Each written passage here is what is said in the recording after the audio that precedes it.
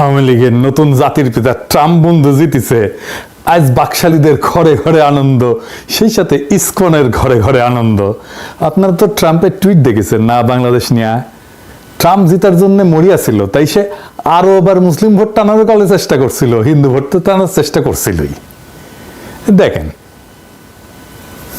ট্রাম্পের টুইটে গুরুত্ব দেওয়ার কিছু নাই। সে ভেনেজুয়েলাতে সামরিক হস্তক্ষেপের কথা বলছিল, করছে?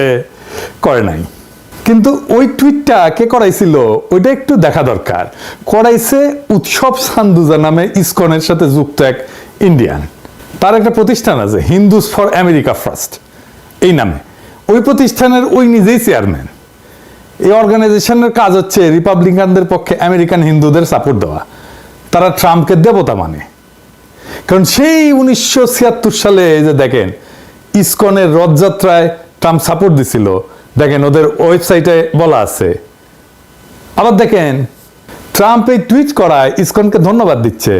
We are very thankful to Donald Trump कि उन्हें बांग्लादेश নিয়ে he has issued the statement. সবের দুঃখের কথা হচ্ছে কি এতদিন থেকে বাংলাদেশে এটা চক্রটা চলছে, কিন্তু nobody is speaking about Bangladeshi Hindus. সবাই বাংলাদেশি হিন্দুসকে ভুলে গেছে। এই মুহূর্তে Donald Trump is a very strong voice and he is also the former president and he is also fighting the election. তো ওনার থেকে এটা in support of Bangladeshi Hindu, this statement is we are very very thankful. এই ISKCON Trump ভক্ত। গুলি থেকে বাইচে যাওয়ায় ISKCON কইছে এটা জগন্নাথের কৃপায় হইছে, ট্রাম্প রক্ষা পাইছে। Donald Trump, he saved Lord Jagannath Rath Yatra in 1976 in New York, and now Jagannath has reverted the favor, and he has saved his life. Trump আবার কমিটমেন্ট করেছে যে সে হিন্দু হলোকাস্ট মেমোরিয়াল করবি, মানে পৃথিবীর বিভিন্ন দেশে গণহত্যার শিকার হয়েছে যে সমস্ত হিন্দু, তাদের স্মৃতিতে মেমোরিয়াল বানাবি। এবার বুঝেছেন তো ইসকন কেন চট্টগ্রামে হাউকাও লাগাইছে। যাই হোক, ট্রাম্পের বিজয় আমাদের কি কোনো আশঙ্কার কারণ আছে? অনেকে বলতেছে আছে। আসেন সেইটা আমরা একটু বুঝে দেখি। যারা প্রফেসর ইউনূসের সরকারের দ্রুত নির্বাচন দেওয়ানোর জন্য মরিয়া, তাদের একজন হইতেছে তাসনিম খলিল। তাসনিম খলিল একটা ইংরেজি পোস্ট দিয়ে কইছে যে ট্রাম্প যদি আমেরিকার রাষ্ট্রপতি নির্বাচিত হয় তাইলে ইউনূসকে সম্ভাব্য সময়ের আগে নির্বাচন দিতে হবে। লিখেছে এ ভেরি সিম্পল ইকুয়েশন। ইংরেজি যখন লিখেছে তাহলে তো ঠিকই লিখেছে, তাই না? কিন্তু ওর বেলুন ফুটা করে দিছে, তার চেয়ে অনেক বেশি ইংরেজি জানা বাংলাদেশে নিযুক্ত আমেরিকার সাবেক উপরাষ্ট্রদূত মিস্টার জন ড্যানিলোভিস তাসনিমের পোস্টে কমেন্ট করিয়া ট্রাম্পের নির্বাচনের বিষয়ে অতিরিক্ত প্রতিক্রিয়া না দেখাইতে তিনি হুঁশিয়ার করে দিয়েছেন। তিনি আরো বলছেন যে অনেকে বাংলাদেশের উপর ট্রাম্পের নির্বাচনের ফলাফল নিয়ে যে সমস্ত জ্যোতিষীগিরি করতেছে সেরকম কিছু হবে না। মিস্টার ড্যানিলোভিস সবাইকে মাথা ঠান্ডা রেখে নিজ নিজ কাজ চালায় যেতে উপদেশ দিচ্ছেন। ড্যানিলোভিস কেবল একজন সাবেক সিনিয়র আমেরিকান কূটনীতিবিদ না, আমার জানা মতে তিনি একজন রিপাবলিকানও বটে। মানে ট্রাম্প যেমন রিপাবলিকান। আপনারাই বলেন ট্রাম্পের নির্বাচনে দেশের উপরে কি হইতে পারে সেটা তাসনিম খলিল বেশি বুঝবে না জন ড্যানিলোভিস বেশি বুঝবে?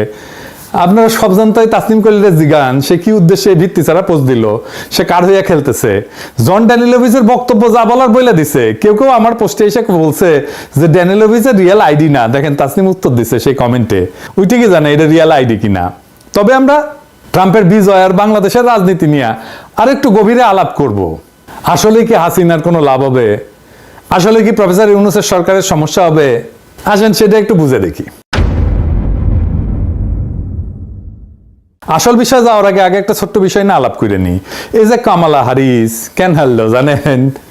কেন হারলো জানেন? ওর নামই তো হারিস, ওই কেমনে জিতবে? নামের মধ্যেই হার। যাই হোক, ঠাট্টা বাদ দিয়ে আসল কথায় আসি। হারছে আসলে মুসলমান ভোটারদের কারণে। মূলত মুসলমান ভোটার কি ট্রাম্পকে ভোট দিছে? না, সেটা না। আমেরিকান মুসলমানরা মূলত ডেমোক্রেটদের ভোট দেয়। কিন্তু এই নির্বাচনের আগে আমেরিকান মুসলিম ভোটারদের মধ্যে গ্রিন পার্টির প্রার্থী জিল স্টেইনের প্রতি সমর্থন উল্লেখযোগ্যভাবে বৃদ্ধি পাইছে। Council on American Islamic relations CAIR এর অক্টোবর মাসে একটা জরিপে দেখা গেছে যে মুসলিম ভোটারদের মধ্যে 42% স্টেইনকে সমর্থন করছে, যেখানে কামালা হারিস পাইছে 41% আর ট্রাম্প পাইছে মাত্র 10% সমর্থন। তো কেন এটা হইল? জিলস্টেন গাজায় ইসরায়েলের সামরিক অভিযানের বিরুদ্ধে স্পষ্ট অবস্থান নিয়েছিল, যা মুসলিম ভোটারদের মধ্যে তার জনপ্রিয়তা বাড়ায় দিচ্ছে দ্রুততার সাথে। অন্যদিকে কমলা হ্যারিসের ইসরায়েল প্যালেস্টাইন নীতির কারণে কিছু মুসলিম ভোটার তার প্রতি সমর্থন কমায় দিচ্ছে। ডেমোক্রেটিক প্রার্থীদের যেহেতু মুসলিম ভোটাররা সমর্থন দিত ঐতিহাসিকভাবে, তো এইবার গ্রিন পার্টির প্রতি তাদের সমর্থন বৃদ্ধি পাওয়ায় নির্বাচনের ফলাফলে উল্লেখযোগ্য প্রভাব পড়ছে, বিশেষ করে সুইং স্টেটগুলোতে, মানে যেই স্টেটগুলোতে রিপাবলিকানও জিততে পারে, ডেমোক্রেটও জিততে পারে। অল্প কিছু ভোটের ব্যবধানে এদিক সেদিক হয়ে যায়।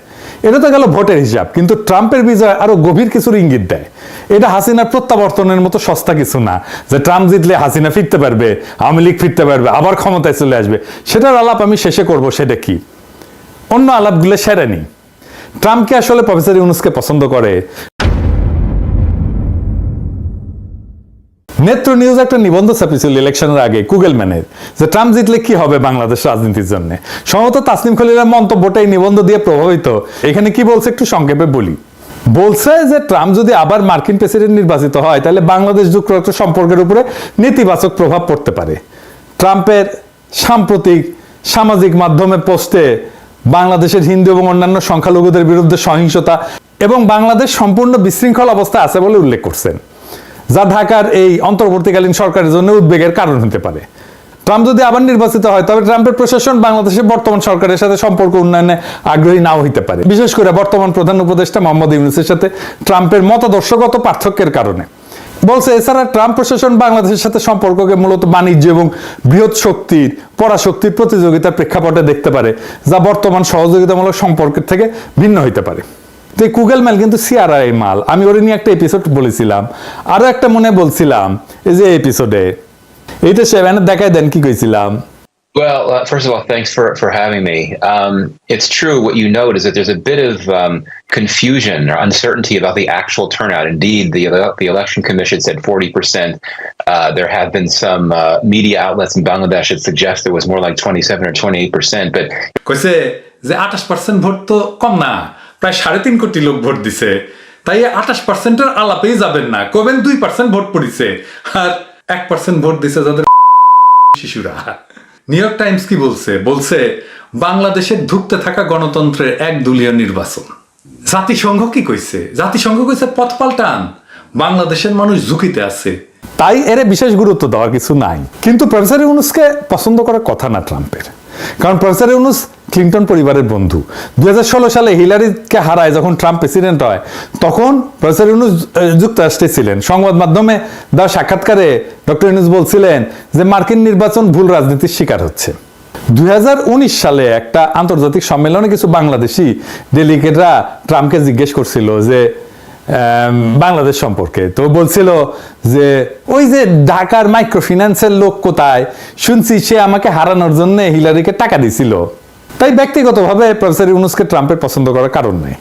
আবার মোদি কিন্তু ট্রাম্পের বন্ধু। মোদি টুইটও করেছে বন্ধু বইলা, ট্রাম্পও মোদিকে বন্ধু বইলা স্বীকার করে। আবার ইসকনের জন্য বাংলাদেশ নিয়ে টুইটে কিছু বার্তা দেয়। মোদি কি তাদের বাংলাদেশের হারানো সাম্রাজ্য ফিরে পাওয়ার জন্য ট্রাম্পের সাথে কাজ করতে পারে? একটা জিনিস সত্য, ট্রাম্পের বিজয় আওয়ামী লীগকে উৎসাহিত করবে এবং করছে, সন্দেহ নাই। মোদি বাংলাদেশ ইস্যু নিয়ে ট্রাম্পের সাথে আলাপ করতেও পারে, সম্ভাবনা আছে। ইসকন উৎসাহিত হয়ে আরো অ্যাগ্রেসিভ হইতে পারে, সেই সম্ভাবনা আছে পুরাপুরি। তা তো রীতিমতো পায়ে পাড়া দিয়ে মুসলমানদের সাথে ঝগড়া করতে চাইছি, চিটাগাঙে যেটা করছে। এর বাইরে আর কিছু হবে না। আমাদের ফ্যাসি বিরোধী শক্তিকে সতর্ক থাকতে হবে যেন আমাদের উপরে আমেরিকা আর ইন্ডিয়া একসাথে চড়াও হইতে না পারে। এবার আসল কথায় আসি। হাসিনারে কে তাড়াইছে? আমেরিকা এসে তাড়াই দিছে। বা হাসিনারে যখন আমরা তাড়াইলাম তখন আমেরিকা এসে রক্ষা করতে পারছে, ওরে ইন্ডিয়া এসে রক্ষা করতে পারছে? কেউ এসে আমাদের উদ্ধার করে দিয়ে যাবে? এটা আওয়ামী বয়ান। এইটার জন্ম 1971 সালে। আমরা লিডারশিপ দিলাম শেখ মুজিবরে, ওই সব ফেলায় ভাইগা গেল, আত্মসমর্পণ করে বসলো পাকিস্তানিদের কাছে, যুদ্ধ শুরু করলো দেশের মানুষ। আরে সেটা শেষ কর, তা না ইন্ডিয়ারে ডেকে আনলো, ইন্ডিয়া এসে স্বাধীন করে দিয়ে গেল। তাই ওদের একটা বাইরের শক্তি লাগে সব সময়।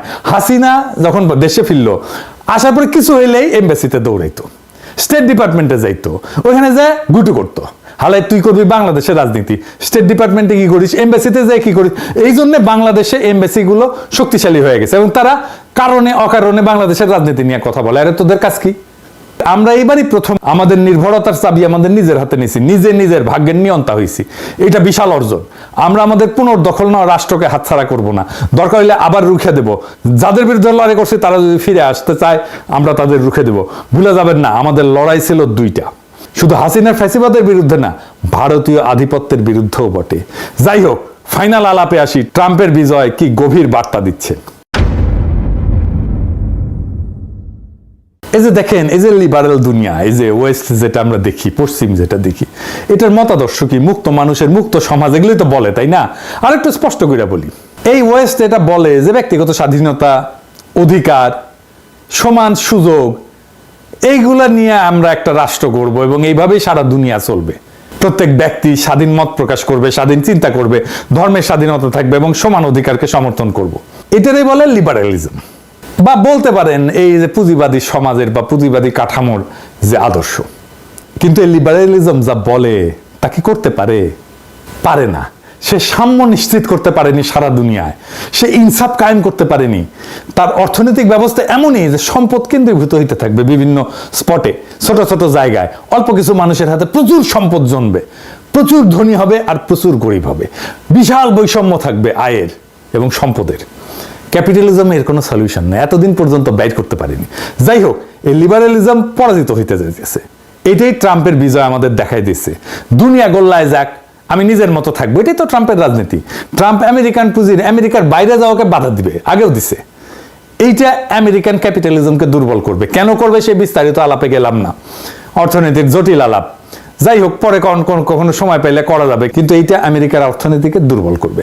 একটা ঘটনা ঘটতেছে, সারা দুনিয়ার নিজের উৎসে ফিরতে চাইতেছে। ইন্ডিয়া মনে করতেছে তারা রাম রাজত্ব কায়েম করবে, তাদের সেই উৎসে ফিরে যাবে। ট্রাম্প চাচ্ছে আমেরিকাকে গ্রেট করবে আবারও আগের মতো। এই রাস্তায় আছে ইউরোপ। ইউরোপে ফ্যাসিবাদ মাথা চারা দিচ্ছে। এই ট্র্যাডিশনে ফিরতে চাওয়াটা ফ্যাসিবাদের উত্থানের ঠিক আগের পর্যায়ে। সারা দুনিয়া বিপর্যস্ত, বুঝতে পারতেছে না কেন দেশে দেশে এইভাবে ফ্যাসিবাদের পদধ্বনি শোনা যাচ্ছে, কেন ফ্যাসিস্টরা জিতে যাচ্ছে, কেন উগ্রদানপন্থীরা জিতে যাচ্ছে, কেন এবার ট্রাম্পকে দিচ্ছে ভোট। তারা বুঝতে পারতেছে না এটা জনতা যারা ভোট দিচ্ছে, সাধারণ জনতা, সাধারণ মানুষ ট্রাম্পকে ভোট দিচ্ছে। তারা ট্র্যাডিশনে ফেরার মধ্যে তাদের মুক্তির পথ দেখছে, স্বপ্ন দেখছে। লিবারেল দুনিয়া তাদের শান্তি দেয়নি, স্বস্তি দেয়নি, তাদের অর্থনৈতিক মুক্তিও দেয়নি। আমরাও কিন্তু ট্র্যাডিশন ফিরতে চাইছি। আমাদের এই জুলাই আগস্ট বিপ্লবের একটা মূল চালিকা শক্তি ছিল ধর্ম, ইসলাম। ইসলামী শক্তির একটা ব্যাপক অংশগ্রহণ ছিল এবং এর ভেতরের মূল চালিকা শক্তি ছিল ইসলাম, ইসলামী চেতনা। গত শতাব্দীতে কমিউনিজমের একটা শক্তিশালী আদর্শ ছিল, সেই জন্য বাধা দিছিল তারা ফ্যাসিবাদকে। শুধু বাধা না, পরাস্ত করছিল। এইবার এই কমিউনিজম নাই। এই ভয়ের বা এই শূন্যস্থান পূরণ করতে পারি আমরা আমাদের চিন্তা দিয়া, আমাদের বিকল্প রাষ্ট্র ধারণা দিয়া, যেখানে লিবারালিজমের দুর্বলতা, অসাম্য আর বেইনসাফির সমাধান নিয়ে হাজির হব আমরা দুনিয়ার সামনে। এটাই এখন আমাদের সুযোগ। কিভাবে সেটা আমাদের বের করতে হবে। দুনিয়ার সামনে নতুন ধারণা প্রস্তাব করার বুদ্ধিবৃত্তিক সামর্থ্য অর্জন করতে হবে। তার মানে লড়াই শেষ হয় নাই, এটা কেবল শুরু। আমাকে কেউ কেউ বলে অ্যানার্কিস্ট, আমি নাকি দেশের স্থিতিশীলতা চাই না। ওই আপনাদের স্থিতিশীলতা ট্রাম্পরা এসে এইভাবে হান্দায় দেবে পিছনে, বুঝছেন? আপনাদের এটা শায়ার বলিস। আমার লড়াই আর আমার রাজনীতিটা বুঝতে পারবেন।